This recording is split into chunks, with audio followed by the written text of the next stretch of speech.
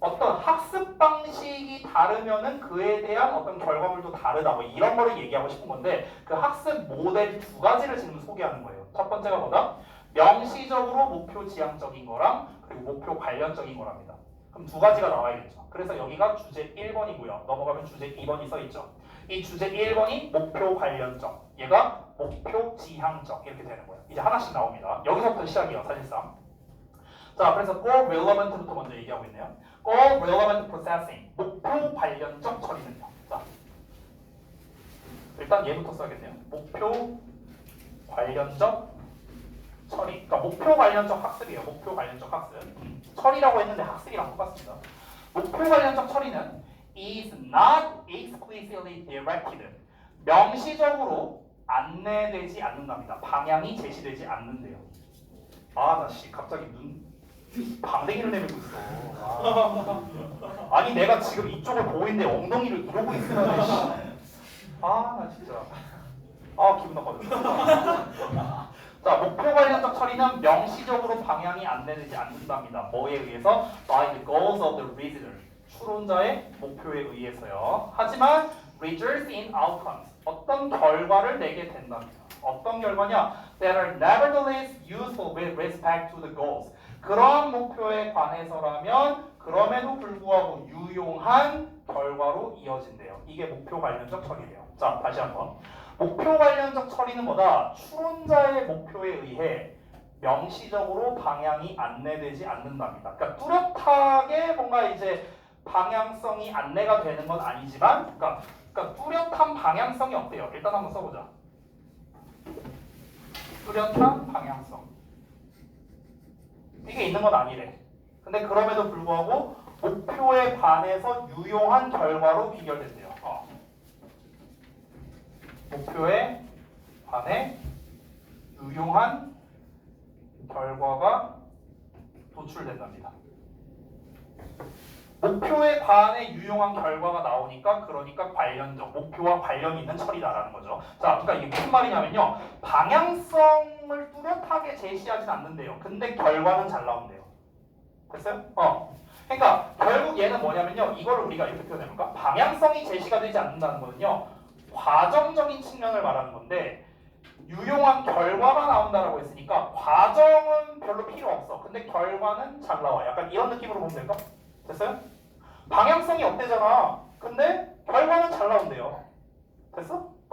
이게 바로 뭐다? 목표 관련적 처리합니다. 목표와 직접적으로 관련이 있는 학습. 이렇게 되는 거죠. 그러니까 예를 들면 이런 거예요. 예를 들어서 제가 예전에 토익 공부할 때였는데 제가 토익 학원을 딱 2주 다녔었거든요. 2주? 네, 2주 다녔어요. 왜냐면 딱 2주 다니니까 전 다닐 필요가 없다고 생각해갖고 제가 이제 옛날에 대학생 때 그러니까 제가 이제 얻고 싶은 건 뭐였냐면요. 그러니까 토익이라는 시험이 이제 어떻게 구성되어 있고 어떤 식으로 공부를 해야 이제 잘 보는가. 내가 필요한 건 그거였어요. 영어적 지식은 그냥 내가 공부하면 되니까. 근데 이제 갔는데 되게 재밌는 사건이 있었어요. 그때 이제 압구정에 있는 이제 모 학원이었는데 그 강사가 이제 굉장히 유명한 강사거든요. 지금 현재는 그 사람이 저기 어디냐? 그 파고다 학원에 있습니다. 그분이. 제가 이제 그분한테 배웠었는데 옛날에 토익을. 아무튼 되게 유명한 강사예요. 근데 그분께서 아직도 이제 기억에 남는 게 그 학생이 한 강의실에 한 150명 정도 있어요. 150명 정도. 저도 이제 그 중에 한 명이었어요. 근데 이제 수업을 하는데 놀랐던 게 뭐였냐면은 어떤 친구가 이제 그 토익 파트 5였나 파트 6였나 이 독해랑 문법 파트인데 거기를 가지고 와서 막 물어보는 거야. 그럼 보통 일반적으로는 학생이 가지고 와서 뭘 질문을 하면은 기특하잖아요, 선생님 입장에서. 근데 이거 겁나 혼나는 거야. 그 질문하러 나간 내 나이 또래로 보이는 대학생이었는데 왜 혼났냐면요. 그 선생님이 하는 말이 이딴 거 알아서 뭐 하려고 그러냐. 이 영어 학자 될 거야? 필요 없어. 이거 토익 점수랑 아무 상관없어. 이딴 질문 하지 말라 그랬어요. 그러니까 이 사람은 뭐냐면요. 이건 필요 없어요. 이건 필요 없어. 점수만 잘 내면 장땡이야. 그리고 실제로 그 강사의 수업 들은 사람 중에서 내 기억으로 토익 점수 안 오른 사람 단 한 명도 없었어요. 단 한 명도 없었어. 진짜 실력자긴 했어요. 그분은요. 진짜 실력자긴 했거든. 근데 이제 어쨌든 그 사람은요. 무슨 우리가 막 이제 영어에서의 어떤 지식적이고 학술적이고 막 이런 거를 배울 수도 있는데 그런 거를 일체 가르쳐 주지 않았습니다. 예를 들면 이런 거예요. 예를 들면 이런 거야. 예를 들어서 파트 5 문제를 풀 때요. 빈칸 문제거든요. 빈칸 문제인데 이게 사지선다예요. 사지선다인데 근데 이제 빈칸 이제 문제가 어떻게 나오냐면요. 이제 품사 문제거든요, 대부분. 그럼 여기가 이제 형용사 자리야. 형용사 자리야. 그럼 이제 보기가 어떻게 나오냐면 1번 pleasant, 2번 pleasing, 3번 pleased, 4번 뭐 예를 들어서 뭐 pleasure 이렇게 나와요. 예를 들어서. 근데 이게 품사를 보니까 이 뒤에 명사 나왔어. 그럼 형용사 자리잖아. 그럼 일단 4번 탈락이죠. 그렇죠? 근데 1, 2, 3번은 형용사잖아. 그치? 그럼 원래는 우리가 어떻게 구분해야 돼? 원래 정석적으로 한다면은 그러면 이제 뭐 pleasant가 기쁜 거고 얘는 기쁘게 해주는 거고 기쁨을 당하는 거고 뭐 이렇게 할 거 아니야. 우리가 일반적으로 배운다면요. 근데 그 강사는 어떻게 가르쳤는 줄 알아요? 1번이 정답이야. 이렇게 가르쳐요. 일단. 무조건 1번이 답이야. 자, 그러니까 일반 형용사형, ing형, pp형이 있으면은 1순위는 일반 형용사고 2순위가 pp고 3순위가 ing다 이렇게 알려줘요. 그 사람은요. 이유가 없어요. 이유를 안 알려줘. 이유를 안 알려줘. 왜 이렇게 되는데 그딴 거 안 알려줘. 그냥 이유는 딱 하나예요. 토익은 무조건 그렇게 된다. 그냥 이게 이유야. 이게 이유야. 근데 만약에 보기에 pleasant가 없었어. 예를 들어서. 그럼 정답이 뭐야? pleased야. 만약에 pleasant도 없고 pleased도 없어. 그럼 정답이 뭐야? pleasing이야. 이렇게 우선순위만 알려주는 거야. 그럼 이건 뭡니까? 이게 없어. 이게 없잖아요. 뚜렷한 방향성이 있어요? 없어요. 근데 점수는 겁나 잘 나옵니다. 목표에 관해서 유용한 결과가 도출되는 거죠. 이게 뭡니까? 목표 관련적 처리. 이해됐어? 이해됐죠? 자, 그리고 실제로 저는 그분 말이 또 틀리지 않다고 생각했거든요. 왜냐면 토익은 점수가 중요하니까요. 그래서 직장인들이고 뭐고 다 그 강사분의 그 강의만 들어봤죠. 저도 그것만 딱 2주 동안 쏙 빼먹고 저는 그만뒀어요. 환불 받고. 자, 넘어갈게요. 비쌌어요 그때가 언제든 10 거의 한 5년 전인데 당시에 원비가 40만 원이었어요. 당시에 일주일에 한 번 나가는데 비쌌죠. 자, 따라서 in goal relevant processing 목표 관련적 처리에서 the desired learning 그러니까 바람직한 학습이 may occur 발생할 수도 있답니다. as a side effect of normal task related processing 일반적 과업 관련적 처리의 부수적인 결과로서 이 바람직한 학습이 발생할 수도 있답니다. 이 말이 좀 어렵죠? 예를 들게요. For example, 예를 들어서 original 추론자는요 may have an implicit orientation 그러니까 암시적인 방향성을 가질 수 있대요. 여기서 암시적이라는 표현이 나왔잖아. 그렇죠? implicit. 아까 전에 뭐라고 했냐면요 뚜렷하지 않다라고 했거든요. not explicitly 이렇게 나왔어요. not explicitly 뚜렷하지 않다. 그럼 뚜렷하지 않다랑 똑같은 말은 뭡니까? implicit랑 똑같은 말이거든. 그러니까 암시적인 방향성을 가질 수 있다는 거죠. To maintain an accurate model of the world around it. 그 주변 세상에 대한 정확한 모델을 유지시켜주는 암시적 방향성을 가질 수 있대요. 자, 말이 좀 어려우니까 좀 설명 좀 할게요. 이 두 문장 다 말이 어렵죠. 다시 합니다. 자, 그러니까 목표 관련적 처리라는 건 다시 한번 뭐다? 목표만 잘 처리하면 되는 거예요. 목표만. 결과를 위주로 본다는 거죠. 그러니까 바람직한 학습이 여기서 뭐 말하는 바람직한 학습이 뭔지 어떻게 정의되는지 모르겠지만 어쨌든간 일반적인 과업 관련적 처리에 부수 효과로 발생할 수 있다고 했잖아요. 그러니까 바람직한 학습이라는 거는요. 그러니까 여기서 말하는 바람직한 학습이 뭔지 모르겠지만 제가 예상을 해보자면은 아마 좀 뭐 이런 측면 아닐까?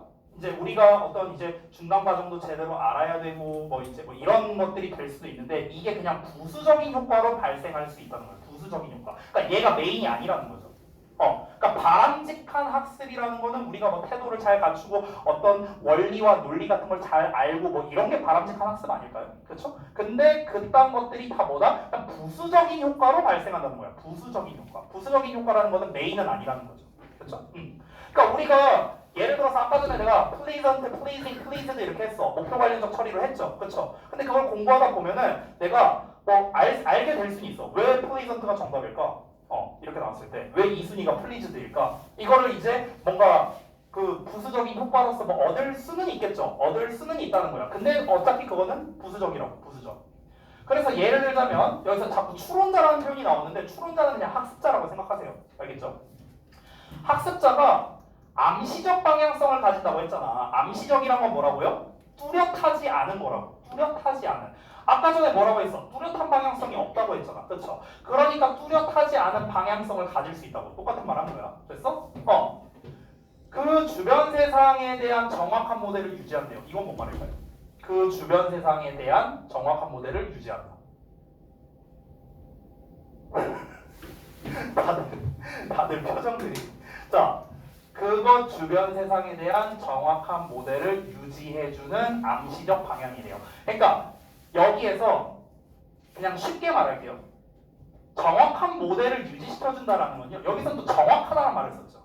반대되는 말 아니야? 임플리시트는 암시적인 거니까 애매한 거잖아. 근데 얘는 정확하다는 썼잖아. 그러니까 정확한 모델이라는 거는요. 목표라고 생각하면 될 것 같아. 목표.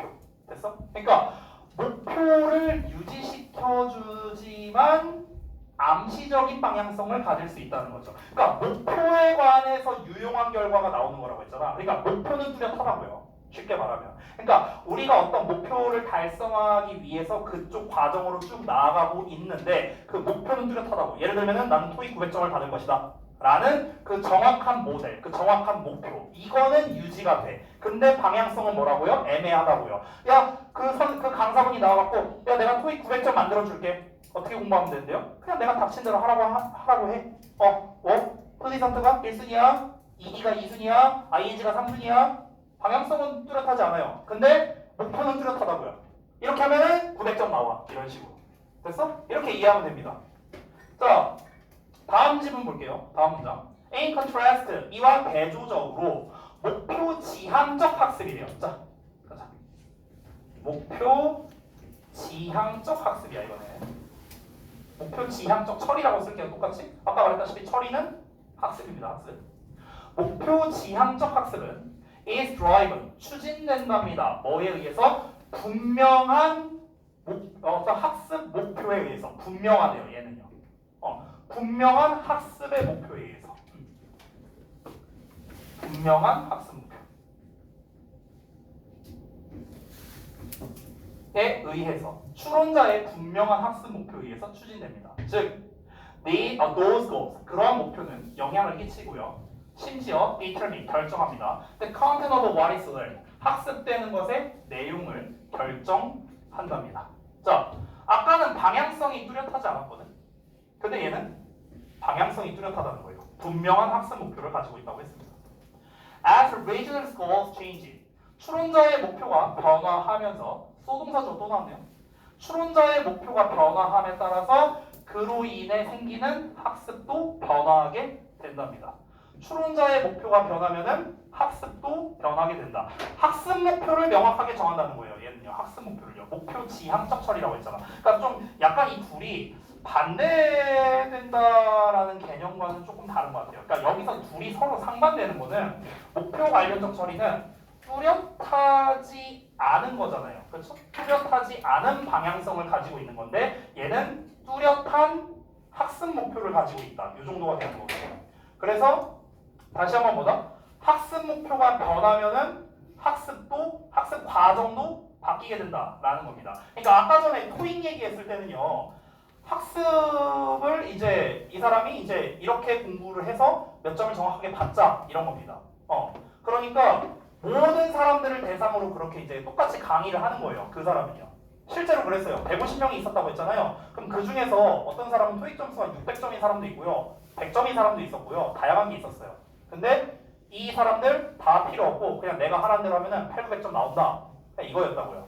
이거였어. 됐어? 그러니까 그 사람의 상황은 필요 없고요. 그 사람의 현재 상황은 필요 없고요. 그냥 그 이제 목표에 대해서만 어떻게든 이제 결과를 내겠다. 이제 이런 차원이었다면 목표 지향적 처리라는 거는요. 말 그대로 목표를 지향한다는 거잖아. 그러니까 개별마다의 목표가 좀 다르다? 좀 이렇게 생각하면 될 것 같아요. 그러니까 예를 들어서 너는 600점, 너는 700점, 너는 800점. 그러니까 개인마다 이제 목표가 다른 거죠. 근데 거기에서 내가 800을 목표로 했다가 아니다. 나 좀 사이즈가 안 나온다. 한 600 정도로 목표를 하겠다. 그럼 이제 목표가 변하면서 그러면은 이제 점수가 다운됐으니까 외워야 되는 단어 개수도 좀 줄어들 거고 뭐 이제 학습해야 되는 파트도 좀 줄어들 거고 이제 이게 좀 변화가 되는 거죠. 위에 거는 변화가 없었어요. 위에 거는요. 일단 내가 시킨 대로 닥친 대로 해. 그럼 일단 결과는 따라올 거야. 이거예요. 됐어요? 첫 번째 거는요. 그냥 내가 하는 게 정론이야. 내가 이렇게 하라는 대로 하면 돼. 그러면은 니네가 각자 일단 웬만큼의 원하는 유용한 결과 정도 나올 거야. 그러니까 뚜렷한 결과까지는 아니에요. 뚜렷한 결과까지는 아니지만 유용한 결과는 나올 거라고. 내가 예를 들어서 한 800을 목표로 했는데 한 700 어느 정도는 나올 수 있다고요. 대충. 원래는 내가 한 2, 300점밖에 안 되는데. 됐어? 그러니까 유용한 결과는 나온다 이거죠. 유용한 결과. 근데 목표 지향점은요, 말 그대로 목표를 지향하는 거다 보니까 뚜렷하게 좀 목표를 정한다는 거겠죠. 뚜렷하게 목표를 정해서, 그래서 그 목표를 이제 정했으면은 이 목표에 따라서 이제 학습 방식이 달라진다. 이렇게 정리할 수 있겠습니다. 그래서 요 지문이 이제 좀 난이도가 있었기 때문에 제가 요 지문은 이제 원래는 이제 글 전체를 한 번씩 정리를 했었는데 요 내용은 정리를 못했거든요. 해서 이제 제가 다음 시간에 여기를 좀 내용을 제가 한 것처럼 좀 추가를 한번 해올게요. 이게 지금 또 들었는데 이게 뭔 소리인지 여러분이 또 헷갈릴 수 있으니까 지문 내용이 워낙 어려워서. 그래서 제가 다음번에 할 때는 요 지문을 한 번 더 설명을 해줄게요. 예시를 제가 조금 더 쉬운 예시가 뭐가 있을까 한번 고민해서 좀 정리해갖고 여러분께 좀 알려드리도록 하겠습니다. 알겠죠? 자, 넘어가겠습니다. 잠깐 쉬었다 합시다. 우리 윤재 죽으려고 하니까 두 윤재가 다 죽으려고 해갖고 좀 쉬었다 할게요. 저 이시영 좀 보여줘. 센스 있구만. 폰으로 아니 지금 폰으로 봤는데 굉장히 좋은 예시가 있더라고요. 그래서 그걸로 한번 좀 보여드릴게요. 잘 내려놓고 보셨어요? 자, 잠깐만 보겠습니다. 이게 훨씬 더 제가 든 예시보다 훨씬 더 좋은 예시인 것 같아요. 이걸 좀 보여드릴게요. 이번 모의고사 응? 방금 전에 한 거. 방금 전에 한 거. 모의고사 그건 인권다고. 이게 그러니까 지금은 쓰지 말고 일단 잘 보면서 이해를 먼저 해보세요. 이거 제가 써갖고요 우리 단톡방에 다 보내줄게요. 그러니까 쓰지 말고 한번 잘 봐봐. 그러니까 일단은 이렇게 시작을 하면 될 것 같아요. 시작을 좀 보자. 그러니까 예시로 한국 축구 국가대표팀 이걸 가지고 한번 예시를 해볼게요. 자, 여기에서 목표가 16강이야. 예를 들어서. 그러면은 2002년 월드컵 때 이제 니네는 본 적이 없겠지만, 그 히딩크 감독이었었죠. 이 히딩크 감독의 이제 축구 대표팀. 얘네들이 이제 뭘 했냐면요, 1년 내내 체력 훈련을 합니다. 실제로 1년 내내 체력 훈련에 몰두를 했어. 그럼 이제 그렇게 한 이유가 뭐냐면, 바로 체력 훈련을 열심히 하다 보면 결국 후반전에서 체력이 이제 그 월등한 체력을 앞세워서 기술적 우위에 있는 그런 유럽의 강국들이죠. 유럽의 강국들을 상대로 좀 우세한 경기력이 나올 수 있다. 이게 이제 그 바로 이제 이유인 거죠. 이런 방식, 이게 바로 뭐야? 즉 정리하자면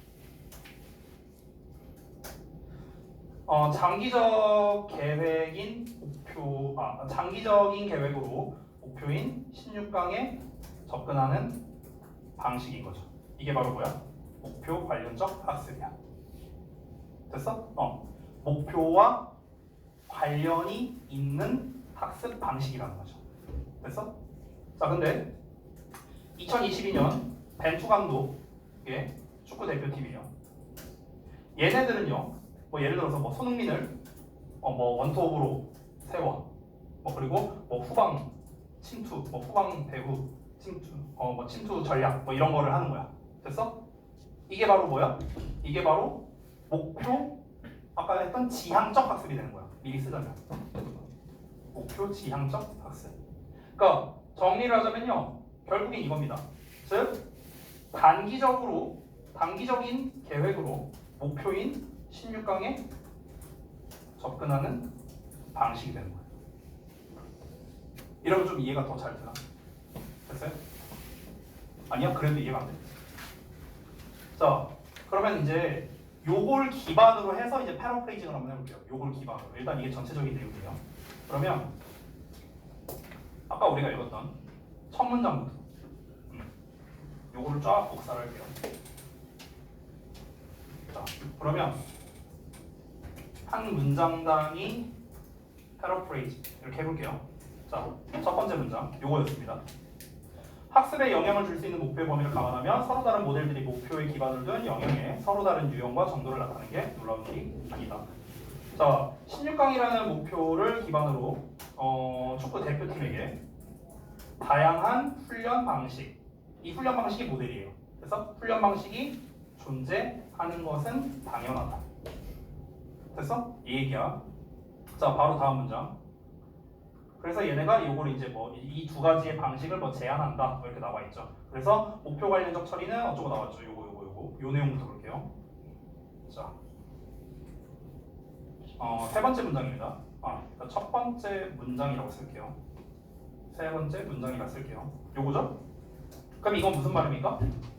체력 훈련을 열심히 하다 보니까 실제로 2002년 월드컵에서 한국 국가대표팀이 강력한 체력을 바탕으로 후반전에 상대방보다 경기력에서 우위를 점했고 플러스 승리로도 비결됐다.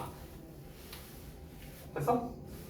그러니까 열심히 체력 훈련을 했다. 이거는 명시적인 방향성은 아니잖아요.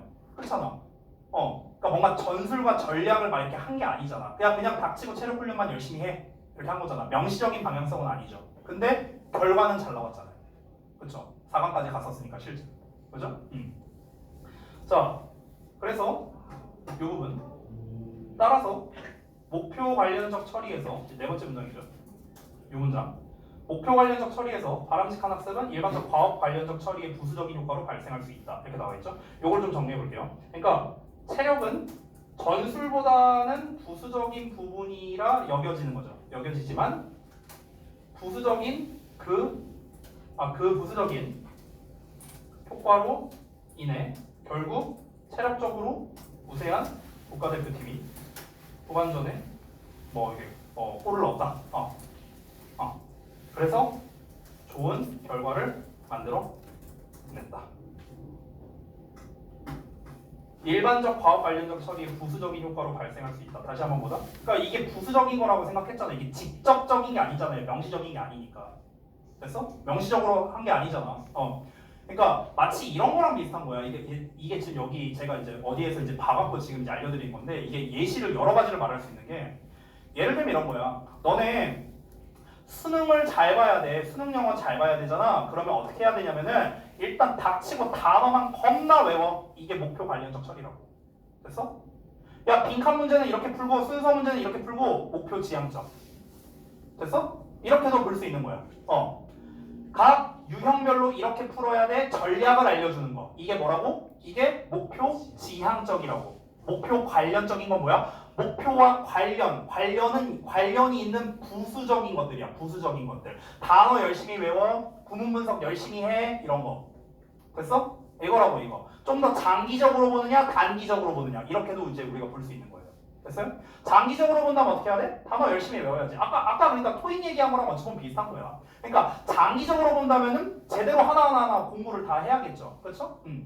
근데 이제 단기적으로 본다면은 점수만 이제 빨리 올리면 그만인 거야. 반대로 얘기했구나. 그럼 내가 미안하다. 어쨌든가. 그러니까 단기적으로 보느냐, 장기적으로 보느냐. 이런 식으로 이제 접근을 하는 거죠. 자, 그 다음에 여기죠. 요 문장입니다. 요 문장. 이게 몇 번째 문장이냐? 잠깐만. 하나, 둘, 셋, 넷, 다섯, 여섯 번째 문장. 이렇게 나와 있죠. 그에 반해서 목표 지향적 학습은 추론자의 분명한 학습의 목표에 추진된다. 그런 목표는 학습되는 것에 내용이 영향을 끼치거나 심지어 결정하기도 한다. 이렇게 나와 있죠. 그렇죠? 요 내용이었습니다. 자, 그래서 요건 결국에는 이제 아까 전에 말했던 벤투 감독 그 예시라고 생각하면 돼요. 벤투 감독 예시 생각하면 됩니다.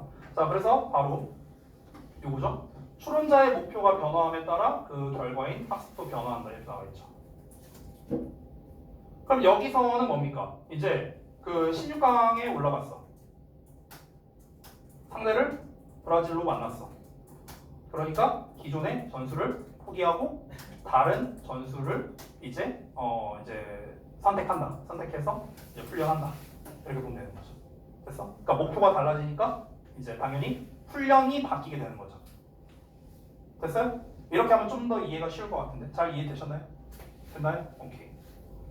자, 그래서 요 내용인데 요게 이제 지금 우리 뭐였냐? 스퉁라이트 13강에 이번이었죠. 그래서 스퉁라이트 13강 2번 이제 좀 추가 설명, paraphrasing 한 내용입니다. 그래서 요거를요 제가 지금 우리 그 단톡방에다가 보내드리도록 할게요.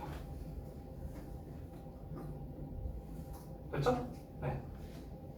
자, 혹시 이해 안 되신 분 있습니까? 없습니까? 넘어가도 돼요? 넘어가겠습니다. 3번 보겠습니다.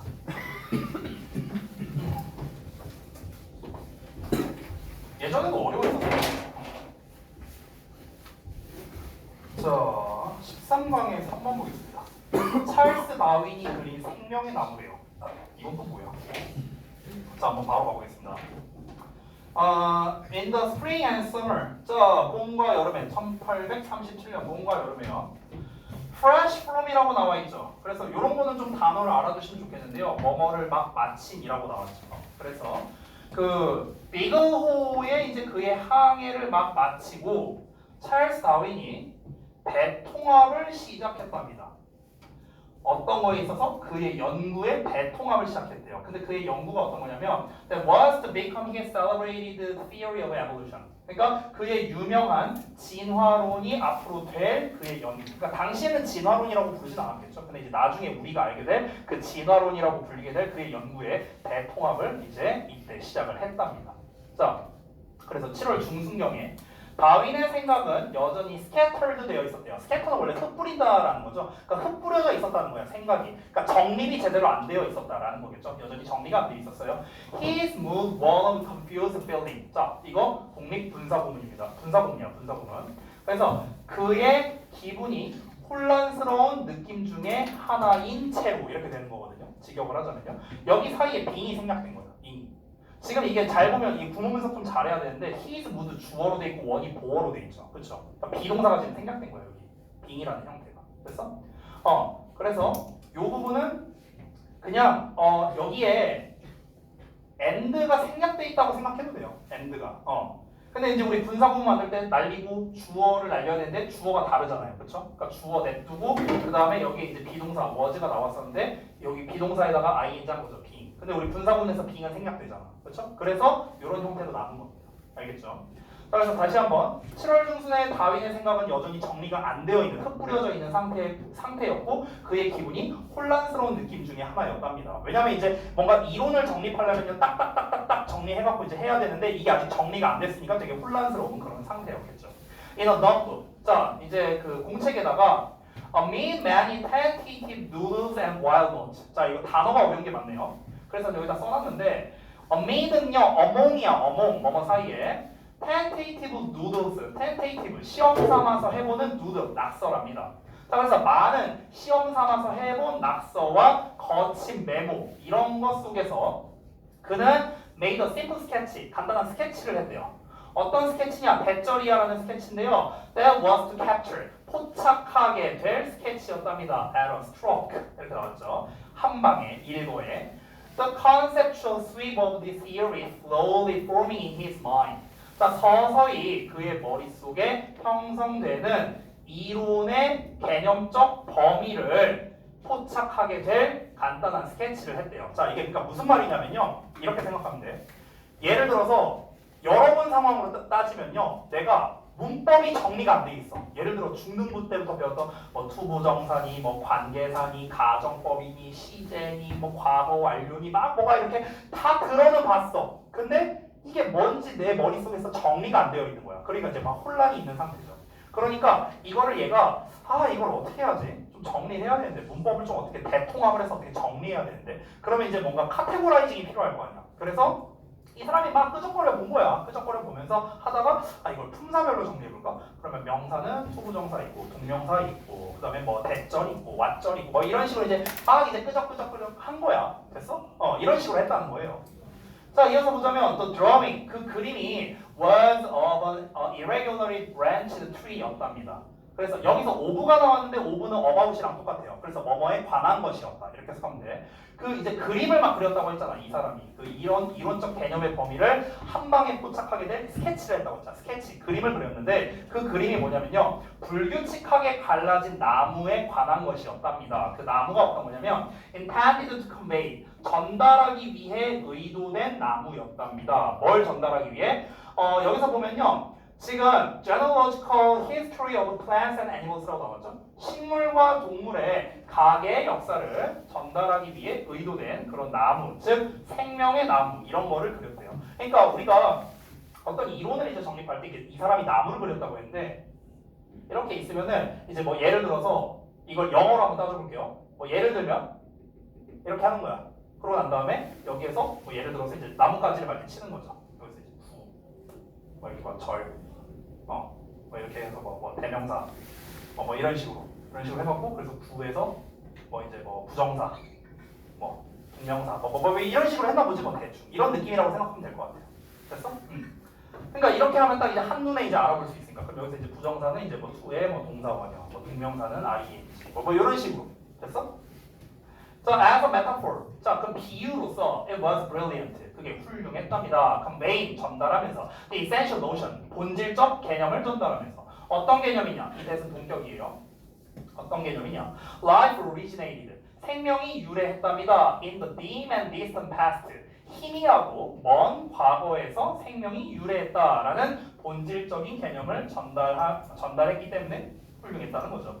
With a unique spontaneous event. 독특하고 자연스럽게 발생하는 사건과 함께요. 그러니까 지금 이 찰스 다윈이 이게 진화론이잖아. 결국에 우리가 진화론이라고 부르게 된 거를 이제 만들어낸 사람인데 진화론이라고는 결국에는 식물과 동물의 어떤 가계의 역사를 이제 다루는 거잖아요. 이런 식으로 진화했다. 우리 아까 연대표 얘기가 나온 것처럼 아까 그래서 우리 연대표 얘기 나왔었죠. 이렇게 이제 진화하는 과정을 이제 보여준 것처럼 그런 거를 이제 이 사람이 그림으로서 표현을 한 건데 그거를 나무로서 이렇게 표현을 했다는 것 자체가 굉장히 멋졌다는 거겠죠. 왜냐하면 나무라는 걸로 표현했다는 것 자체가 뭔가 이렇게 자연의 변화를 뭔가 일으키는 것처럼 보이는 것처럼 보이잖아요.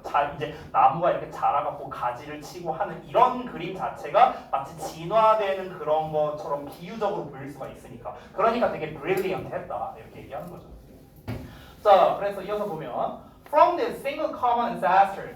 자, 이 하나의 공통의 조상으로부터, 즉 the trunk of the tree, 그 나무의 줄기로부터 생명은 diversified over time, 시간이 지나면서 다양해졌답니다. By successive branchings, 연이은 연속된 가지치기에 의해서. 연속된 가지치기가 뭡니까? 아까 말했던 거. 아까 우리 그 타임테이블 얘기 나왔을 때 그 말 얘기 나왔었죠. 그렇죠? 그러면은 동물이라는 카테고리가 있어. 예를 들어서 그럼 동물이라는 카테고리 안에는 예를 들어서 뭐 육지동물이 있어. 육지동물에서 또 초식과 육식으로 이렇게 또 가지를 쳐. 그럼 초식에서 또 예를 들어서 뭐 이제 뭐 말이라는 카테고리가 생겨. 그럼 말에서 여기에서는 처음에 이랬었는데 얘가 점차적으로 이렇게 진화했고 뭐 이런 식으로 그릴 수 있을 거 아니야. 그렇잖아. 그러니까 이제 시간이 지나면서 이 생명이 다양해지고 종들이 갈라지고 이런 식으로 이제 표현을 했다는 거겠죠. The ends of the branches. 자, 그럼 그 나무의 끝쪽, 그 나뭇가지의 끝쪽은 represent extinctions. 뭘 나타낸다? 멸종을 나타낸답니다. Like the dinosaurs and the dodo. 그러니까 공룡이나 도도새처럼 멸종을 나타낸다. 뭐 이런 식으로 나와 있습니다. 그래서 결국 이글도 그냥 일반적인 설명문에 가깝죠. 결국 뭡니까? 모든 이제 유기체들, 즉 동식물의 그런 역사를 이제 진화의 역사를 설명하고자 했던 찰스 다윈의 생명의 나무라는 거에 대한 일반적인 설명문이었다. 이글 같은 경우는요, 뭔가 주제나 제목류로 내기에는 적합하지는 않아요. 근데 단어가 하나가 좀 어렵죠. 그렇죠? 어려운 단어가 좀 많았죠. 그래서 이런 류의 글이야말로 아까랑 비슷하게 일치로 내기가 정말 좋은 겁니다. 알겠죠? 그러니까 이런 글을 공부할 때는요, 그냥 한 문장 한 문장 똑바로 직독직해 하기 이게 훨씬 중요합니다. 아니면은 어법 같은 걸로 내기도 좋아요. 오히려 이런 게. 됐죠? 자, 오늘의 마지막 지문이 될 것 같네요. 13강의 4번입니다. 요거 하면 드디어 스팅라이트 끝나네요. 이러면 이제 진도 절반 끝났습니다. 네. 시험 좀 남았는데 이렇게 네, 이 정도면은 빠른 거 아니에요? 그죠? 이제 이제 제가 여기에서 이제 관건은 제가 이제 모의고사 작업을 얼마나 빨리 하느냐 이게 관건이겠죠. 이번 주말 또 반납하겠다. 자 보자 소재. 27. 자 다양한 요소의 영향을 받는 건강이랍니다. 자 보겠습니다. health 건강은요. 아 제가 또 요새 또 건강이 안 좋잖아요. 계속 제가 지금 올해 3제래요. 3제. 3제인데 3제가 이제 3년이잖아. 3년인데 제가 이 중간 3제더라고요 보니까. 그러니까 내년까지예요. 내년까지. 네. 근데 올해 생각해 보니까 참 여러 이슈가 있었죠. 이제 저 수술도 하고, 네. 그리고 이제 그 저기 뭐야 그 얘기를 했었는지 모르겠는데 이제 제가 3월 말에 수술을 했잖아요. 수술해갖고 5월 초까지 약을 먹었거든요. 제가 5월 첫째 주였나? 그때까지 약을 먹었는데 이제 제가 거의 한 달을 넘게 이제 약을 먹으니까 이 학생들한테 말하기 좀 뭐하긴 한데 술이 너무 먹고 싶은 거야. 제가 원래 술을 막 그렇게 좋아하진 않거든요. 그래서 네, 근데 술이 너무 먹고 싶은 거예요. 왜냐면 뭐 이게 원래 사람이 하지 말라고 하면 더 하고 싶잖아요. 미치겠는 거야 내가. 근데 이제 5월 초에 이제 약을 다 먹었어요 드디어. 끝났다. 그 다음 주였죠. 이제 둘째 주였나? 이제 니네 시험 끝나고였죠. 그때 가자 해갖고 너무 맛있는 거야. 너무 행복했어. 막 먹었어 그때 이제 수요일인가 목요일인가 그랬던 것 같은데 너무 맛있게 먹었어. 근데 이제 그 다음 주 월요일이 됐어. 그 다음 주 월요일에 무슨 일이 생겼죠? 목이 갔죠 제가. 목이 간 거야. 그래서 이제 병원을 갔어요. 목이 엄청 많이 부어. 그래서 이거 산 거잖아요. 지금 이제 목 아픈 것 때문에. 그래갖고 이제 일주일 동안 이제 일주일치 약을 받았어요. 일주일 동안 먹었습니다. 자, 그 다음 주 월요일에 갔습니다. 목이 괜찮아지니까 이제 가래랑 이제 또 이게 문제네. 또 새로운 약을 받았어요. 또 일주일 먹고. 또 갑니다. 또 아파. 또 가. 지금이 이제 아마 3주가 지난 걸로 기억하거든요. 그래갖고 제가 너무 열받아서 안 되겠다. 그래서 엊그제 제가 원래 엊그제까지 약을 먹었어야 됐거든요. 근데 엊그제 내가 약을 안 먹었어요. 나 억울해서 안 되겠다. 그래서 약을 안 먹고요. 집에 가는 길에 술 사갖고 왔어요. 사갖고 집에서 제가 원래 집에서 술 안 먹거든요. 제가 혼술 이런 거 안 해요. 근데 내가 짜증 나갖고 이때 한 주만 괜찮고 또 안 좋았잖아 몸이. 근데 열받아갖고 내가 이제 갔어. 이제 술 사는 거 이제 갔어요. 그래갖고 이제 대충 이제 시켰고 먹었어. 먹었죠. 그날 미친 듯이 먹었어요. 내가 막 과식을 했거든요. 네. 먹었는데 이때 수요일날 이제 먹었는데 수요일에서 목요일 넘어가는 새벽에 6시에 제가 급체를 한 거예요. 급체해갖고 진짜 죽는 줄 알았어요. 이때 진짜 뒤지는 줄 알았어. 너무 아파갖고 그러니까 어떤 느낌이냐면요 바위를 내 뱃속에다 넣은 느낌이라고 해야 되나? 그러니까 너무 아픈 거야 배가. 그러니까 이제 와이프도 자다가 놀래갖고 왜냐면 내가 막 끙끙거리고 있으니까 너무 아파갖고 그래갖고 이제 막 소화제를 먹었어. 안 돼. 죽겠는 거야. 그래서 이제 손을 땄어요. 양쪽을요. 만약 이랬는데도 안 된다? 그럼 이제 응급실 가야겠다. 이 생각을 하고 있었죠. 근데 다행히 또 이제 손 따니까 이제 괜찮아져서 그래서 이제 제가 이제 또 내가 한 7시인가 잠들었거든요. 7시인가 아침에. 그냥 기절한 거야 사실상. 네. 이제 기절했어. 그리고 이제 목요일 돼갖고 이제 하고 그리고 이제 오늘 이렇게 된 거거든요. 네. 근데 목요일에 딱 이제 아침에 일어났는데 또 목이 또 겁나 아픈 거야. 남은 약이 있었죠. 그래서 이제 와이프가 그 약 가지고 가라. 그래서 이제 어제 약 먹었죠. 약 먹고 이제 오늘은요 이거 잠깐 니한테 미리 말해도 상관없겠구나. 오늘 이제 저기 촬영이 있었어요. 그 선생님들 우리 이제 학원 앞에 그 전광판 있잖아요. 그 전광판을 이제 바꿀 거거든요. 바꿀 건데 이제 그래서 그 약간 이제 학원 홍보하는 그런 약간 그런 이제 촬영 같은 게 있었는데 이제 그 컨셉을 좀 잡은 게 있어요. 제가 뭐 말할 수는 없지만 그래서 이제 아까 출근해갖고 이제 막 그런 거 촬영을 했어 선생님들. 그래서 오늘 선생님들 보면요 옷이 다 화려해요. 막 화장하고 막 옷 막 되게 막 단정하고 난 무슨 어디 결혼식 가는 줄 알았어요. 나는 그냥 평상시처럼 입고 왔는데 아무튼간 그래갖고 이제 오늘은 이제 어제 이제 약 먹고 나니까 오늘은 조금 이제 괜찮아졌는데 이제 그 와이프가 이제 어쨌든 그 약을 또 이제 타놨더라고요. 그래서 또 약 먹으래요. 집에 가서.